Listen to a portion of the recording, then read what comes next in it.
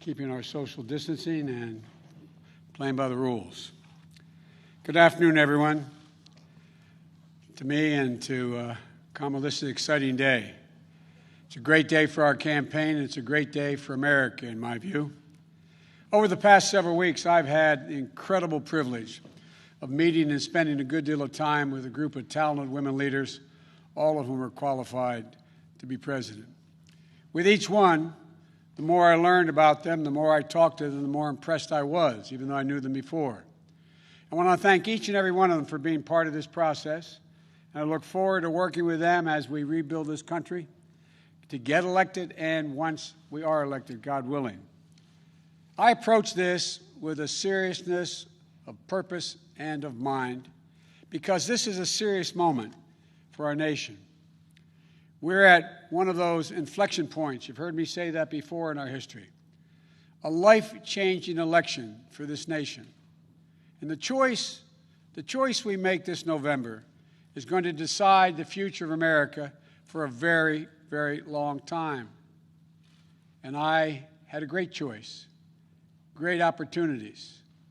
I had a great choice, but I have no doubt that I picked the right person to join me as the next Vice President of the United States of America, and that's Senator Kamala Harris. You know, and it seems Americans all across this nation, at least at the outset here, agree with me. Yesterday, we had our best grassroots fundraising day of the campaign, more than double our previous record, and in doing so, we set a single-day record for online political fundraising, and I think I know why. So I hope that you'll join us as well, those of you who listen today.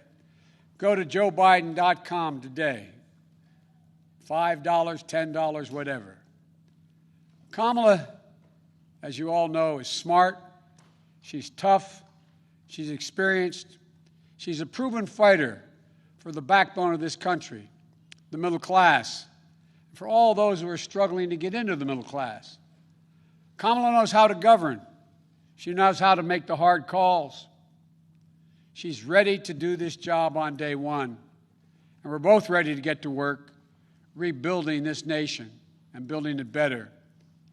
As Attorney General of the largest state in the country, Kamala took on the big banks over mortgage fraud and won. Took on big oil when it wanted to pollute without consequences. She was a pioneer in marriage equality and tackled the gun lobby. You know, we've all watched her in the United States Senate go toe-to-toe with Trump officials, trying to hide the truth, asking the tough questions needed to be asked, and not stopping until she got an answer. And when none was forthcoming, it was obvious what the answer was. As a member of the Intelligence Committee and the Judiciary Committee, she's been the center in the middle of the most critical national security challenges our country faces. Well aware of all the threats to this nation and ready to respond to them. And as a child of immigrants, she knows personally how immigrant families enrich our country, as well as the challenges of what it means to grow up Black and Indian American in the United States of America. Her story is America's story, different from mine in many particulars, but also not so different in the essentials. She's worked hard. She's never backed down from a challenge.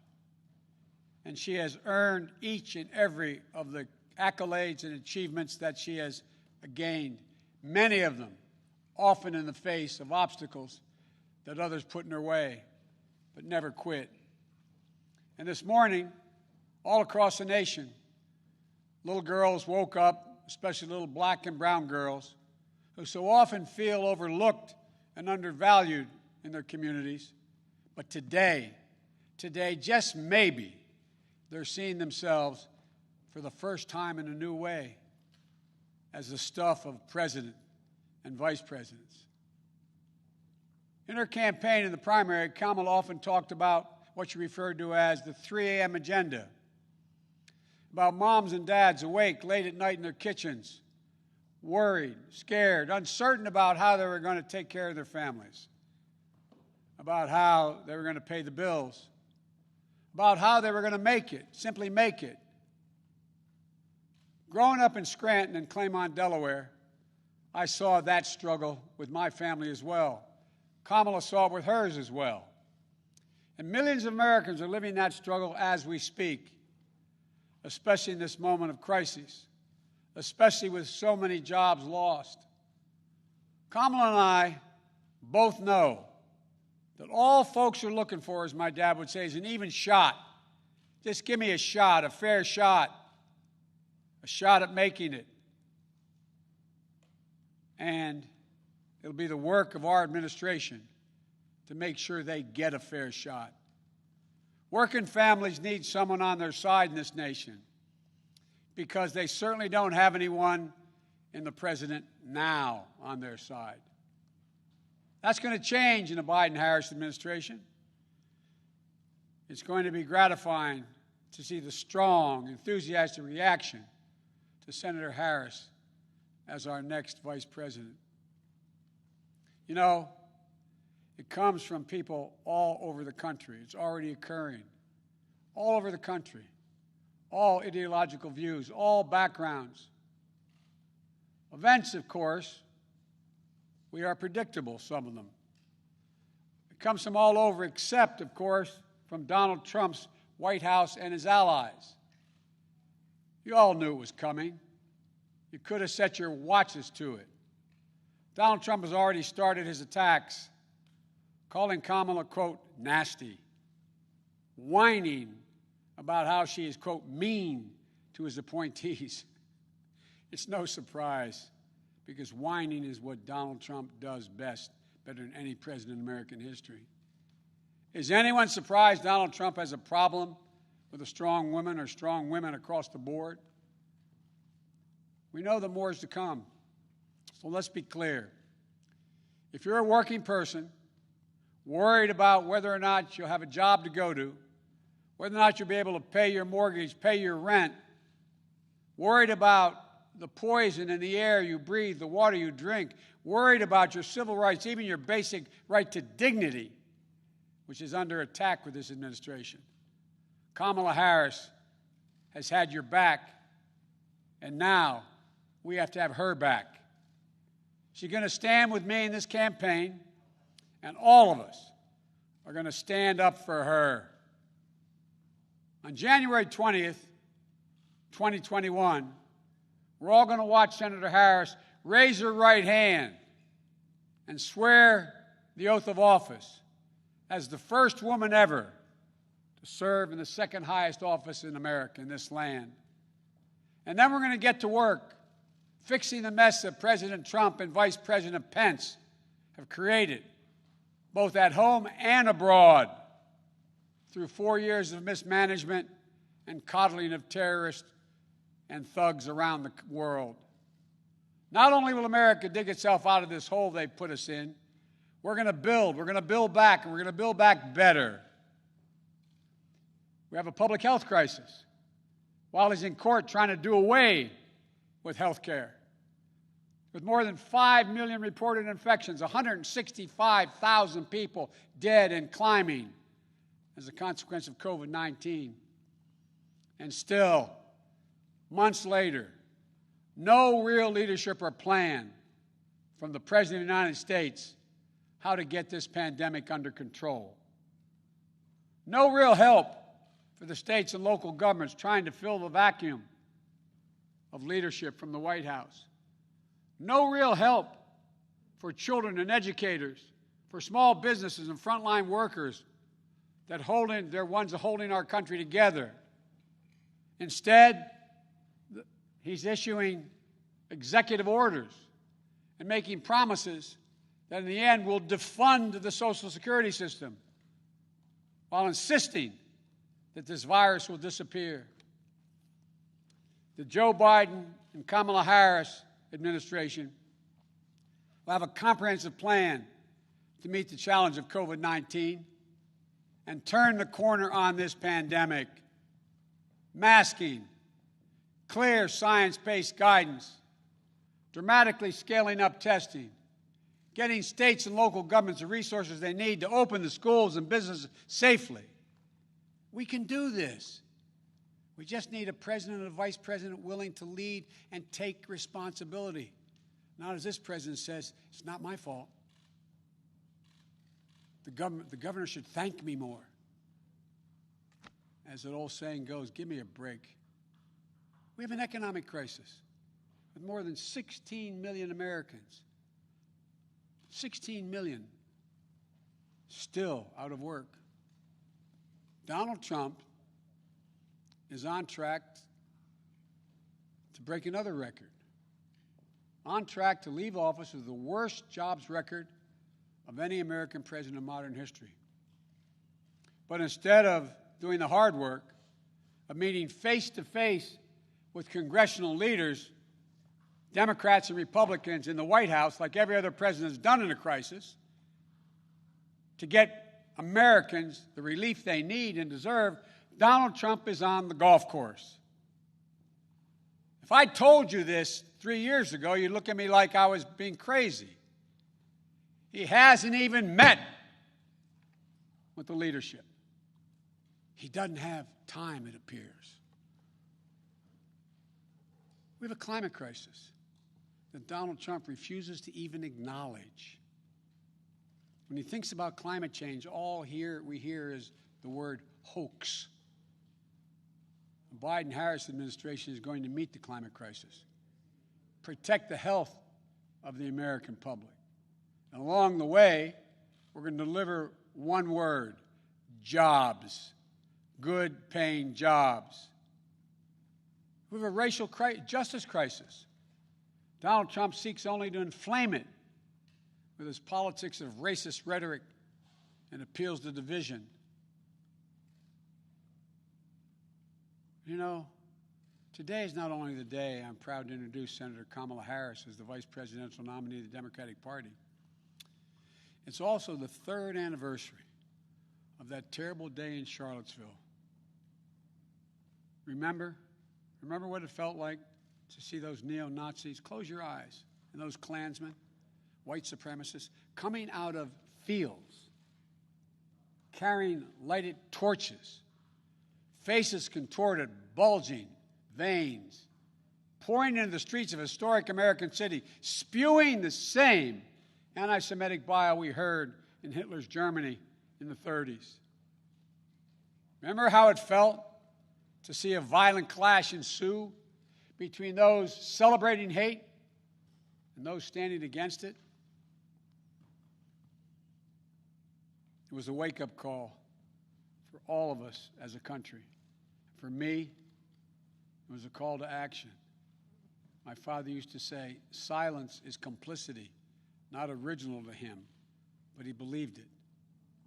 At that moment, I knew I couldn't stand by and let Donald Trump, a man who went on to say, when asked about what he thought, he said there were very fine people on both sides. Quote, very fine people on both sides. No president of the United States of America has ever said anything like that. See him continue to attack everything that makes America, America. I knew we were in the battle for the soul of the nation. That's when I decided to run. And I'm proud now to have Senator Harris at my side in that battle because she shares with the same intensity I do. For she's someone who knows what's at stake. The question is, for all Americans to answer, who are we as a nation? What do we stand for? And most importantly, what do we want to be? You know, someone who knows that the future of this country is limited only by the barriers we place on our own imaginations, because there's nothing Americans cannot achieve when we put our minds to it, and we do it together. One of the reasons I chose Kamala is because we both believe that we can define America simply in one word: possibilities. Possibilities. Let me say it again. Possibilities. That's America. That's what sets this nation apart, is that everyone, the ability for everyone, and we mean everyone, to go as far and dream as big as hard work and their God-given ability will take them. When I agreed to serve as President Obama's running mate, he asked me a number of questions, as I've asked Kamala. But the most important was, he said to me, he asked me what I wanted, most importantly. I told him I wanted to be the last person in the room before he made the important decisions. That's what I asked Kamala. I asked Kamala to be the last voice in the room, to always tell me the truth, which she will. Challenge my assumptions if she disagrees. Ask the hard questions. Because that's the way we make the best decisions for the American people. I got a chance to spend some time at my home today with Kamala and Doug. And I want to thank them, I thank them publicly for agreeing to join and take this journey with Jill and me. Doug, you're going to have to learn what it means to be a barrier breaker yourself in this job you're about to take on. America's first, second gentleman. And although they're not with us here today, I want to thank Ella and Cole as well. I had a chance to speak to Doug's mom and dad and to Ella and Cole. And we're going to get our kids together to let them know what's coming. My grandchildren are about the age of their children. I got to speak to them. My campaign has always been a family affair, every campaign I've run. So I've got some news for you. You're all honorary Bidens.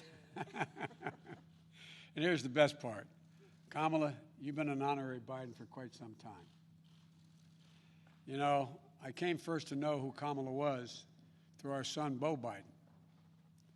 They were friends. They served as attorneys general at the same time. They took on the same big fights together. Kamala in California, Beau here in Delaware. Big fights that helped change the entire country. I know how much Beau respected Kamala and her work, and that mattered a lot to me, to be honest with you, as I made this decision.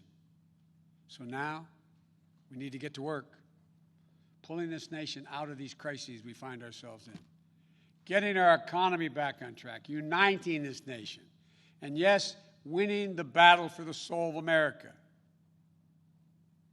My fellow Americans, now let me introduce to you, for the first time, your next Vice President of the United States, Kamala Harris. Kamala, the floor is yours.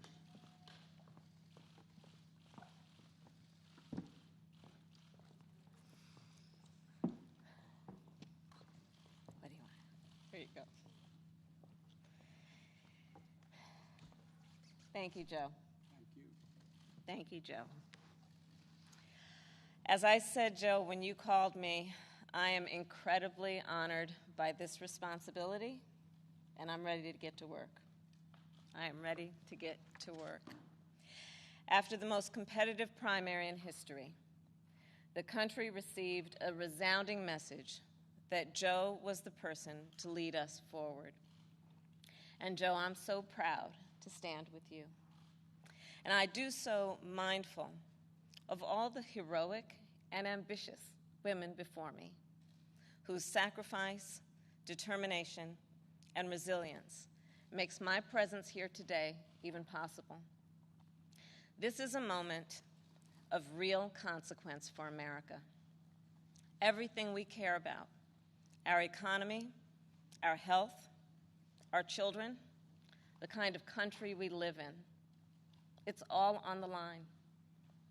We're reeling from the worst public health crisis in a century.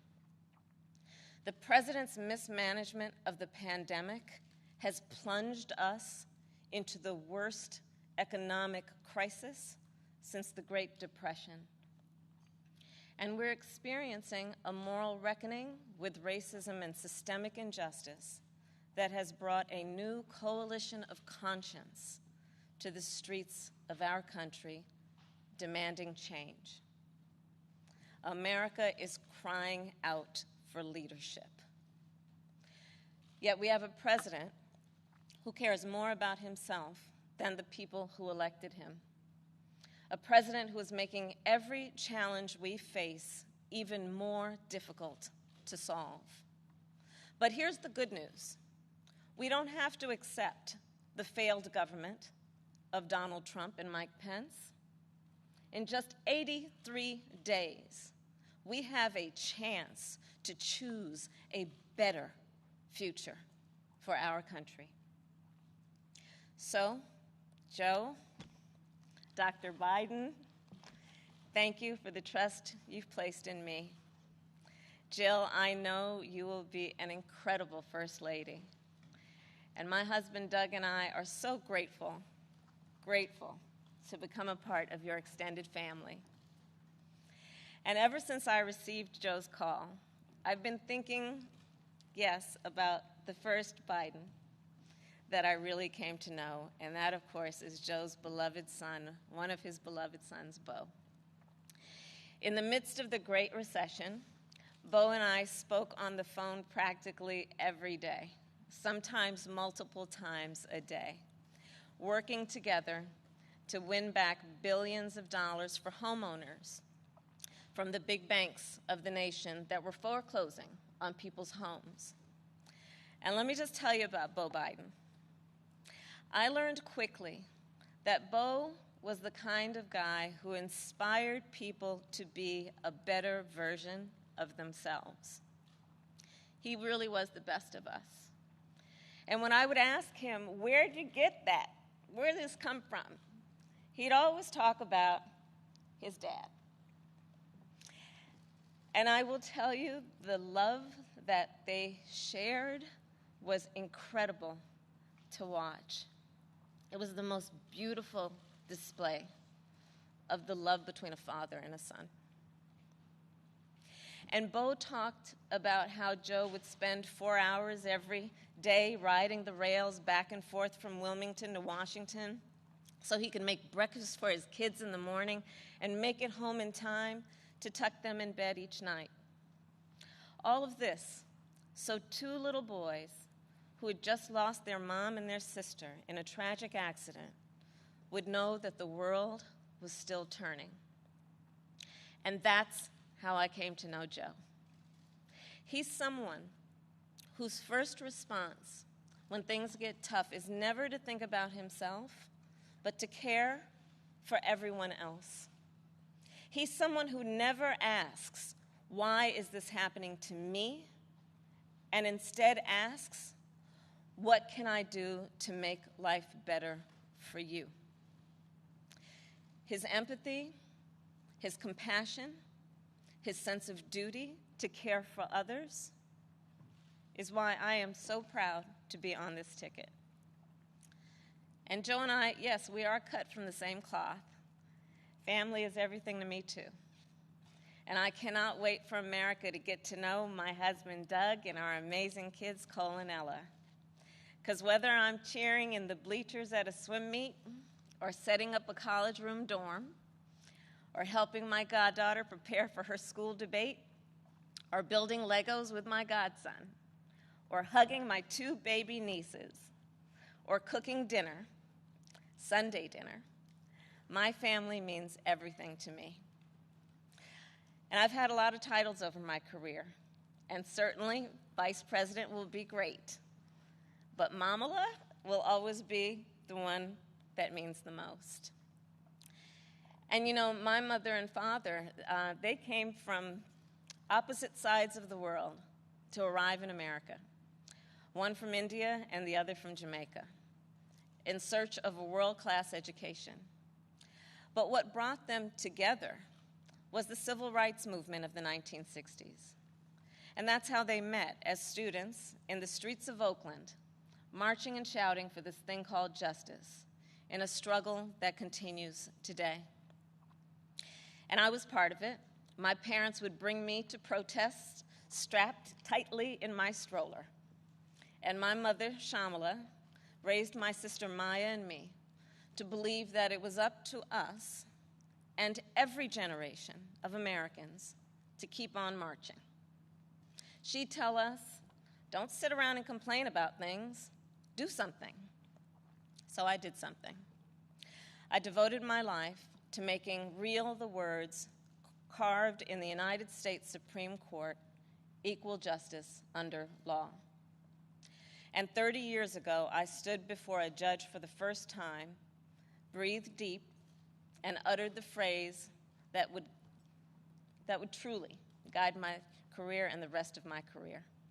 Kamala Harris for the people. The people, that's who I represented as district attorney, fighting on behalf of victims who needed help. The people, that's who I fought for as California's Attorney General when I took on transnational criminal organizations who traffic in guns and drugs and human beings. And it's the people who I have fought for as a United States Senator, where I've worked every day to hold Trump officials accountable to the American people. And the people are who Joe and I will fight for every day in the White House. And let me tell you, as somebody who has presented my fair share of arguments in court, the case against Donald Trump and Mike Pence is open and shut. Just look where they've gotten us. More than 16 million out of work. Millions of kids who cannot go back to school.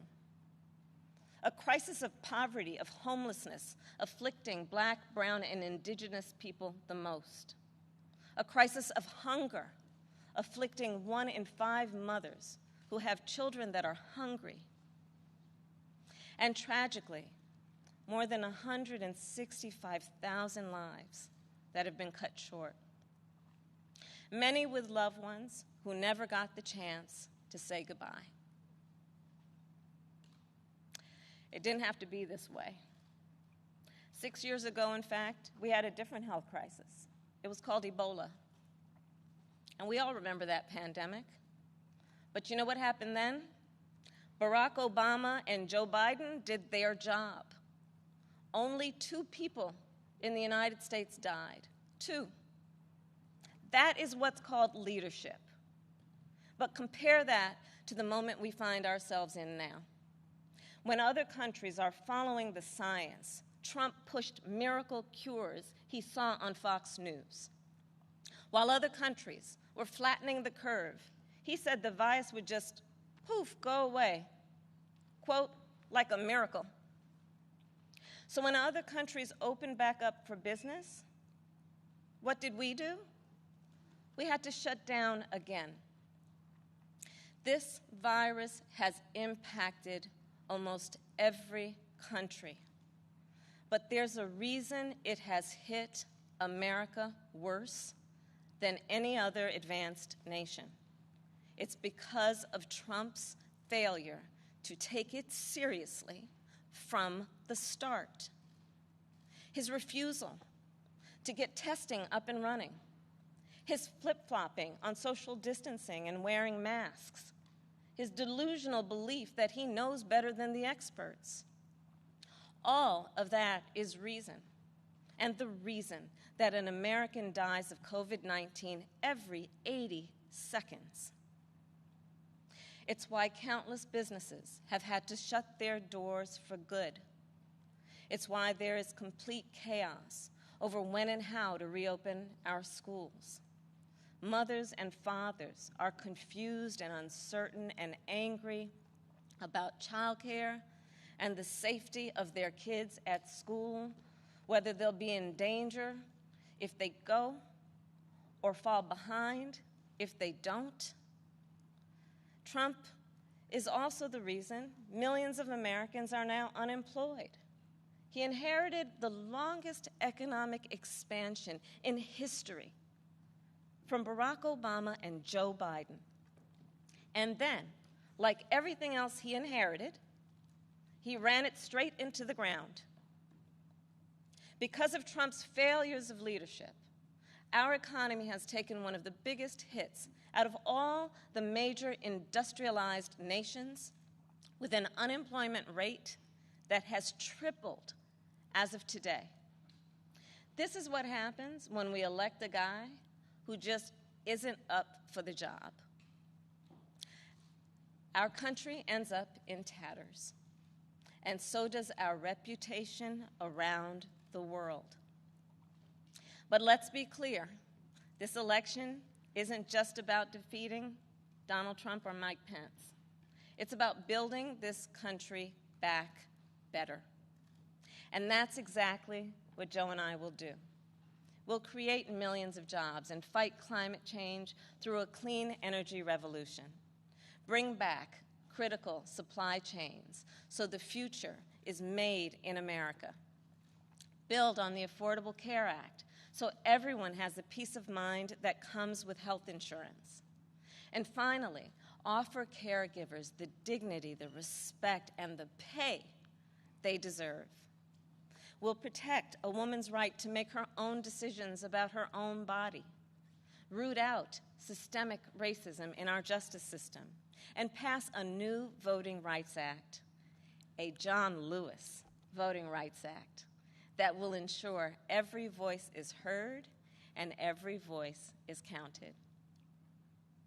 The civil rights struggle is nothing new to Joe. It's why he got into public service. It's why he helped reauthorize the Voting Rights Act and restore unemployment discrimination and employment discrimination laws. And today, he takes his place in the ongoing story of America's march toward equality and justice as the only who has served alongside the first black president and has chosen the first black woman as his running mate. But as Joe always points out, this election is about more than politics. It's about who we are as a country. And I'll admit, over the past 4 years, there have been moments when I have truly worried about our future.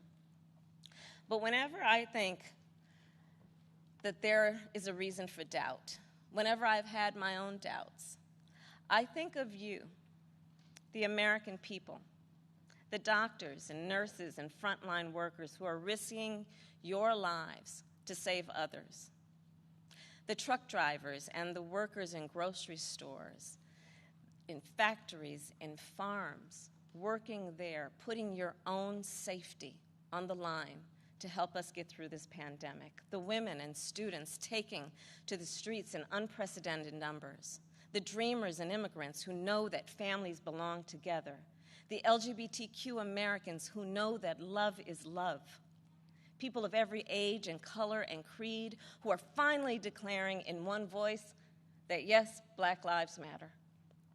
All across this country, a whole new generation of children is growing up hearing the cries for justice and the chants of hope on which I was raised, some strapped into strollers of their own.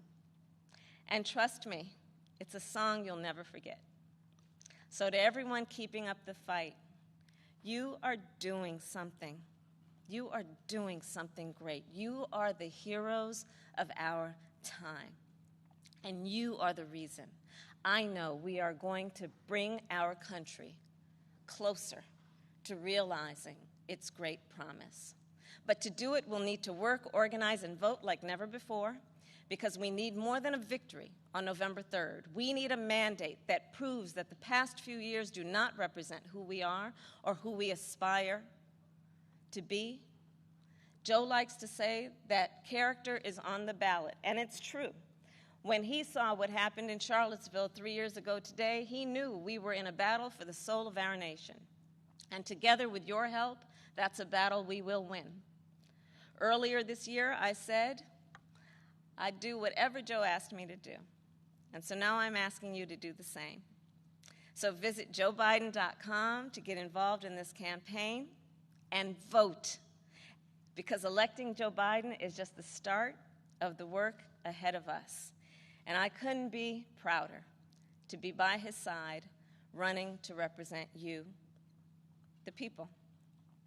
Thank you, and may God bless the United States of America. Thank you.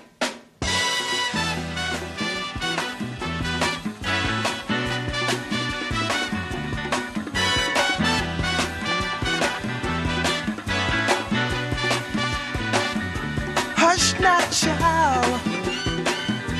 and don't cry. Your folks might understand you by and by. Just move on up toward your destination, though you may find from time to time complication.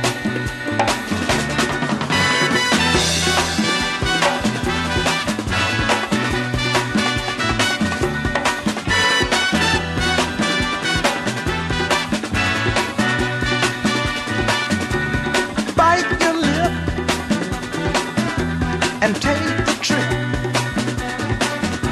though there may be wet road ahead and you cannot slip.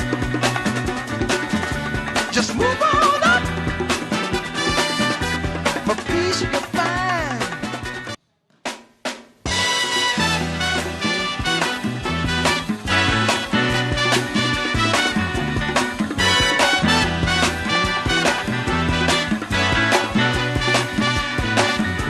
Hush not, child, and don't cry. Your folks might understand you by and by. Just move on up toward your destination, though you may find from time to time complication.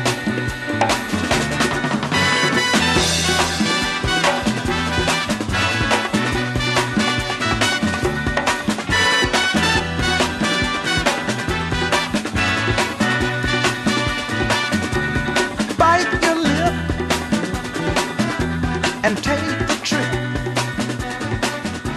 though there may be wet road ahead and you cannot slip. Just move on